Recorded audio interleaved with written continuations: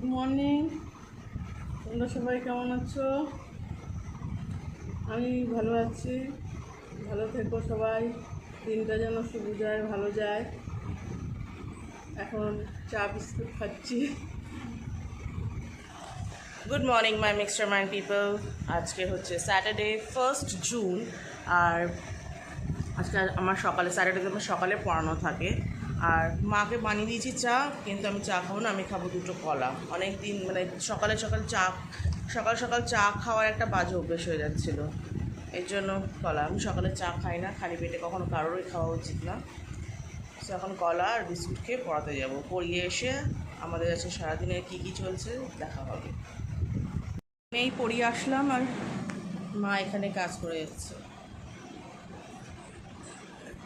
মার কর্ম করে যাচ্ছে, রেস্ট নেই কোথাও। ওখানেও রেস্ট নেই, এখানেও রেস্ট নেই। রেস্ট লাইফের শেষ, যেদিন চলে যাব সেই দিন রেস্ট।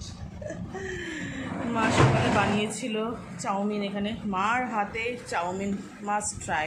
মানে সব কটাই ডিশেসগুলো তোমরা অনেকে জানো, মা খুব সুন্দর সুন্দর রান্না করে, সব ডিশেস এত দারুণ হয়। তো সকালে আমি দুটো কলা খেয়ে বেরিয়েছিলাম জাস্ট। এখন বাজে 12টা, খুব খিদে পেয়েছে, এটা খাবো, তারপর আবার লাঞ্চ করবো। বসে গেছি আমরা লাঞ্চ করতে। তো আজকে দুপুরের মেনুতে কি আছে? ডাটা আলু দিয়ে চচ্চড়ি। এটা ভীষণই আমার ভালো লাগে, সর্ষে আলু দিয়ে এটা ডাটা দিয়ে করা, এটা ভীষণ ভালো লাগে। এর মধ্যে কাঁঠালের বীজও যায়, যেটা দারুণ লাগে খেতে। আর ডিম পোস্ত স্পেশালি আমার বোনের জন্য, খেতে খুব ভালোবাসে ডিম পোস্ত। আর যদি মায়ের হাতে হয় তা আরও ভালো লাগে। আর মাছের মাথা দিয়ে ডাল। মাছের মাথা দিয়ে ডাল, এটা আমার বোনের রিকোয়েস্টেই হয়েছে। আজকে সব তোর রিকোয়েস্টে। কেমন লাগছে? খুব ভালো। আবার মা আবার যবে আসবে তবে, এরপরে মা বাবা দুজনে একসাথে থাকবে তখন। সেটা যবে বিয়ে হবে তার আগে যদি মা আসে। বাবার সাথে কথা হয়েছে, বাবা এখানেই থাকে, আমাদের সাথে দেখাও হয়। সবাই বলছে যে বাবা কোথায়, বাবা গুজরাটে থাকে, ওখানে বাবা জব করে, যার জন্য ওখানেই থাকে। আমার বিয়েতেও এসেছিল, তারপরেও এসেছিলো, কিন্তু ভিডিও করা হয়নি। এরপরে ভিডিও করা হবে। হ্যাঁ, সবাইকে দেখানো হবে, সবাই দেখে একটু অবাকই হয়ে যাবে। সবাই বলছে যে আমরা তোমার মতন দেখতে হয়েছে, তাহলে বাবাকে দেখলে তাহলে প্রপারলি বুঝবে যে কে কার মতন দেখতে হয়েছে। ওটা থাকুক। হ্যাঁ, ওটা একটু থাকুক, এটা আবার বাবা যখন আসবে তখন একদম সুন্দর করে হবে। হ্যাঁ, এবার আমরা লাঞ্চটা শুরু করে দিই। আর আছে আমাদের কালকে শাক আছে, একটু বেঁচে গেছিলো, সেটা আমরা খাচ্ছি। গিয়ে এসে বা স্কুল থেকে এসে যে লাঞ্চটা রেডি আছে, এই জিনিসটা আমার কাছে যে কতটা ইম্পর্ট্যান্ট, মানে কতটা জায়গা আমি মানে বলে বোঝাতে পারবো না। নাহলে আমাকে টেনশন করতে হয় স্কুলে বসে বসে, যে গিয়ে আবার রান্না করতে হবে, খেতে হবে, বা পড়াতে গিয়ে আস্তে আস্তে অনেক দেরি হয়ে যায়, লাঞ্চ টাইম প্রায় পেরিয়ে যায়, তারপরে আমি হয়তো বাড়ি ঢুকি। সো আজকে যখন পড়াচ্ছিলাম, যে অ্যাটলিস্ট এই টেনশন ছিল না যে বাড়ি গিয়ে আমাকে কিছু করতে হবে, যেন আমার খাবার দাবার রেডি আছে ওখানে। যাক, যে কদিন মা আছে সে কদিন তো চলবে, তারপরে আবার নিজেই আর কি করা যাবে। আর কালকে একটা খুব ইম্পর্টেন্ট দিন, স্পেশাল ডে, এটা পরে আমরা স্পেশাল ডে আমরা সেলিব্রেট করব, তখন বলবো। অ্যাকচুয়ালি সোমবারে, কিন্তু আমি সোমবার এত টাইম দিতে পারবো না, আমাকে ওখানে ফিরে যেতে হবে। এর জন্য রবিবার দিকে সেলিব্রেট করব আর তোমাদের সঙ্গে সব কিছু শেয়ার করবো। চল খেয়ে দিই।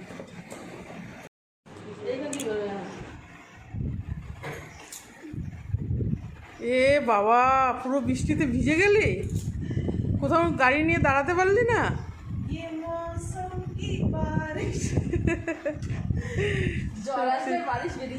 হ্যাঁ, ঠান্ডা লাগলে। মিষ্টির প্যাকেটটা কোথায়?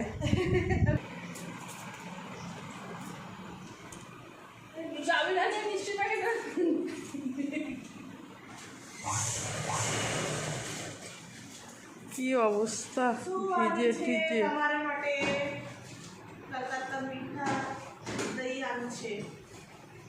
Thank you. এটা কি গুজরাটি পারি? মেশিনে কি কাজ হচ্ছে ম্যাম? শ্বশুরবাড়ি গিয়েও শান্তি নেই, বাড়ি এসে শাড়ি সেলাই করছে। দেখো শাশুড়িমার শাড়ি ভুল করে কেটে ফেলেছি, তাই সেলাই করছি। সব গুণ আছে আমার মেয়ে, সেলাইও করতে পারে, সব ক্যারাটেতে ব্ল্যাক বেল্ট।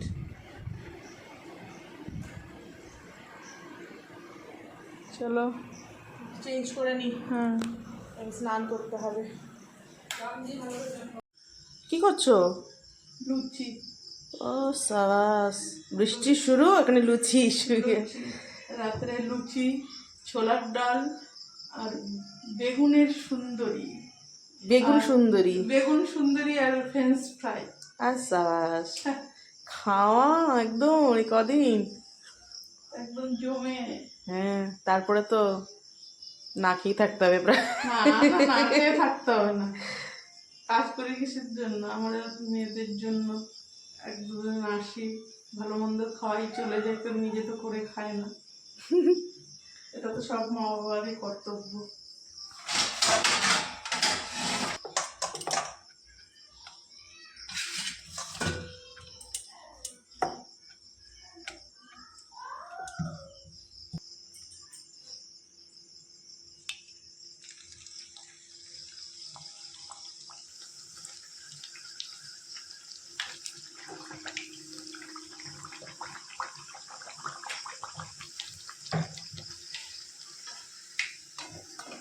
প্রত্যেকদিন মা আমাদেরকে সুন্দর গুছিয়ে খেতে দেয়, আজকে মাকে আমি খেতে দিচ্ছি। অবশ্য সবকিছু দাঁড়ি করা, আমাদের সাজিয়ে দিয়েছি। Thank you. আজকে আমাদের স্পেশাল ডিনারে আছে গরমা গরম লুচি, সঙ্গে ছোলার ডাল, ফ্রেঞ্চ ফ্রাইস আর বেগুন সুন্দরী, বাবা বাবা, আর রসগোল্লা নিজের হাতে তৈরি। নিজে খেয়ে বলো কেমন আছে। Thank you. গেঞ্জি টেঞ্জি পরেনি না, ওরও তো ইয়ে হতে পারে। হ্যাঁ, ও আরও আছে, আমাদের আম আছে। খুব ভালো। আর নিজের হাতে রান্না। তোরটা নিয়ে বলছিলিস? কালকে চোখে ডাক্তার কাছে গেছি, আমি ওনার চেয়ারে গিয়ে বসেছি, ডাক্তার দেখে নিজেই ওষুধ হয়ে গেছে। যা বাবা, এই আমি কি ও নিজেরই আগে চোখটাকে হয়ে গেল। তারপর ওনার একটু সমস্যা আছে, হাসতে তারপর একদিনকে একটু শরীরটা খারাপ ছিল, আরেক ডাক্তারের কাছে গেছে, সে এরকম কোমর ধরে উঠছে, নিজেই করতে পারছে না। ডাক্তার নিজেরাই এখন অসুস্থ। আরে আসতে দাঁতে লাগবে, দাঁতে লেগে যাবে। কিন্তু ভালো ভালো কমেডি করে তো ভালো। তো উনি পেশেন্ট দেখবে, আগে নিজের চোখটাকে পরিষ্কার করে নেবে, তারপরে তো তাকে দেখবে। না বাবা, ঠিকঠাক চোখ দেখেছে তো? আমি ওনাকে অনেক ছোটবেলার থেকে দেখাই। যাক ভালো। অনেক লুচি খাওয়া হয়ে গেছে? যা ভাত নিয়ে আয়, ভাত নিয়ে আয়। এক গাল ভাত তো খেতেই হবে। ভাত না খেলে রাতে ঘুমোতে পারবো না। ভাত উড়ে বাবা, না পান্তা ভাত শেষে আরে আরে, তো লুচি খাস কেন? ভাতই তো নিয়ম খেতে হয়, তার জন্য সবার সামনে একটু লুচি খেয়ে নিলাম। আরে কি ভাত করবো, ভাতে যেটা আছে সেটা কি লুচিতে আর অন্য কিছুতে আছে? রুটি লুচি। শ্বশুর আমার শ্বশুর বাড়িতেও আমি যদি রাত্রেবেলা ভাত কম নিই, আমার শ্বশুর মশাই বলে, মামুনি ভাত কম নিলে কেন? ভাত নেই, আর কত ভাত তাহলে রান্না করতে। সেও বুঝে গেছে তুই। সেও জানে। একটা ভাতুড়ে বৌমা এসছে বাড়িতে। শাশুড়ি মা বাইরে সবাই রুটি খায়, কিন্তু যখন রাত্রেবেলা আমার জন্য এক পিস মাছ বেশি রাখবে, ভাত বেশি রাখবে, যাতে আমি রাতে ভাত খাবো। খাও ভাবছিলাম ডায়েট কন্ট্রোল করবো বলে রাত্রে ভাত খাচ্ছিলাম না, রুটি খেয়েছিলাম। আর ভাই খিদে পেয়ে গেছে। আর আমি এমনি গেছিলাম একবার একটা মানে নিমন্ত্রণ বাড়িতে যাবো, আমরা 4 জন, ওর বাবা আর আমরা 3 জন।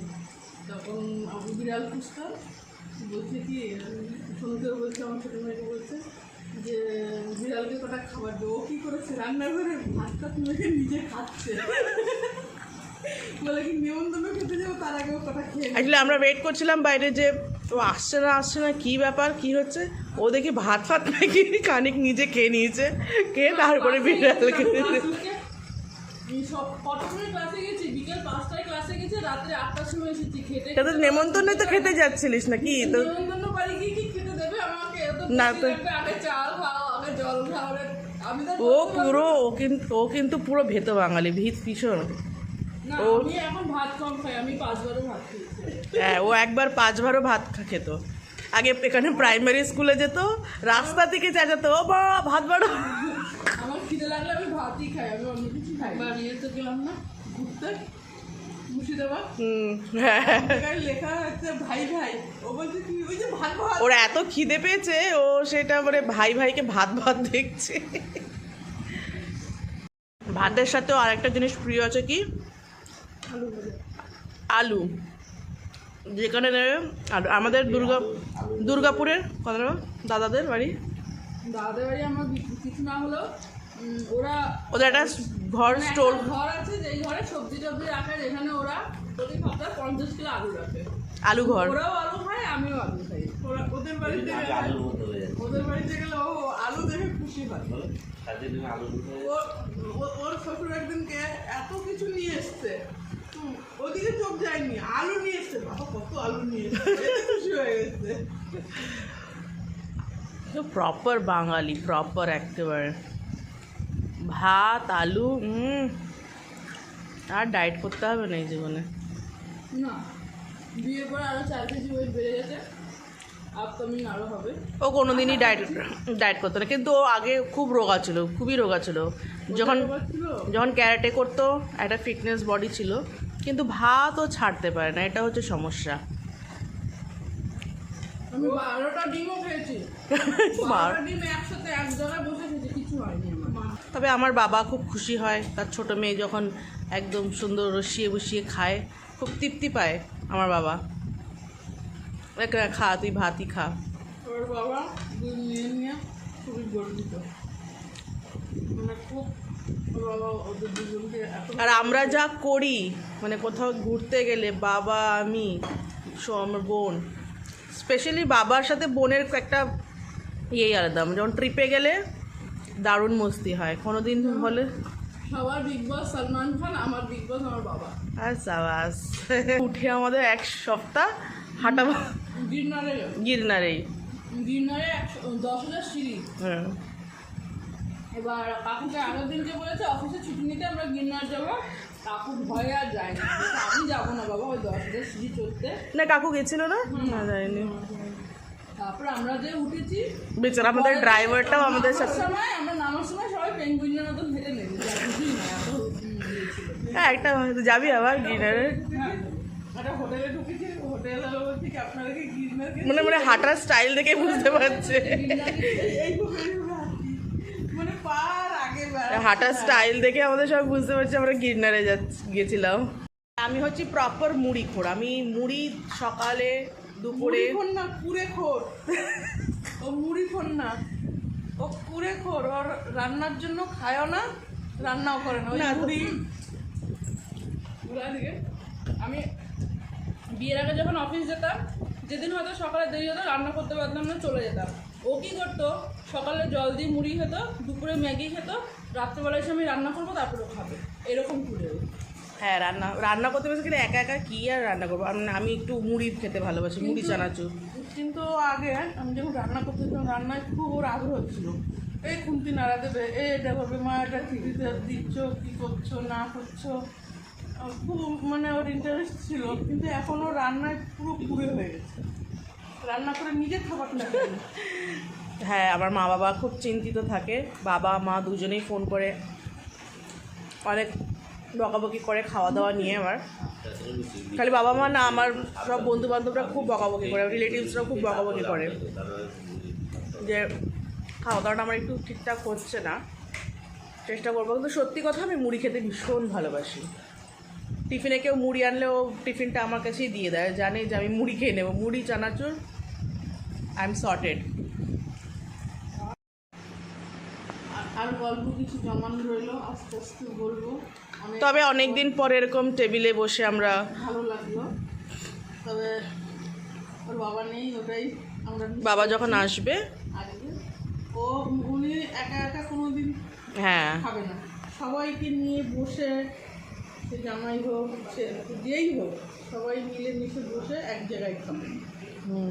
এখন মানুষের সময়ের কাজের বিয়েতে সব আলাদা আলাদা বসে খায়, খেয়ে উঠে যায়, কিন্তু একসাথে বসে খেয়ে এই যে আড্ডা দেওয়াটা, খাওয়ার পরে হাত শুকিয়ে গেছে, হাত লিটারালি পুরো খেতে 13 জনের পরিবারে ছিলাম, মানে আমাদের সংসারে মোটামুটি 13 জন থাকতোই, 13 জন একসঙ্গে আমরা বসে খেতাম, আর সেই মজা করতে বলো, সেই মজা। উনুন ছিল। তারপরে তো কত কাহিনী আমার, মানে রান্নার তার শেষ নেই। একদিন শুনবো। একদিন বলবো, সে মানে সবাই হাসতে হাসতে মরে যাবে যে এত বোকা, এত ছিলাম আমি। আরেকদিন গল্প হবে। তবে হ্যাঁ, এরকম টেবিল খাওয়ার পরে, মানে টেবিলে বসে খাওয়ার পরে যে বসে গল্প করাটা, এটা কিন্তু খুব দারুণ ব্যাপার, মজাদার। Good night. নিচে শুনে কেন ওপরে আয়? আমি নিজেই শুয়েছি, আমার নিচে শুতে খুব ভালো লাগে। ঠান্ডা লেগে যাবে, উপরে চলে আয়। আমি সারা দুপুর নিচে মেঝেতেই শুই, আমার ভীষণ ভালো লাগে, জানি না, একটা অন্য কমফর্টই লাগে আমার, মানে নিচে শুতে যে কি আরাম লাগে, স্পেশালি এই গরমের দিনে দারুণ আরাম লাগে। আমি যাচ্ছি, so bye, good night everyone. আর হ্যাঁ, কালকে আমাদের বাড়িতে একটা স্পেশাল,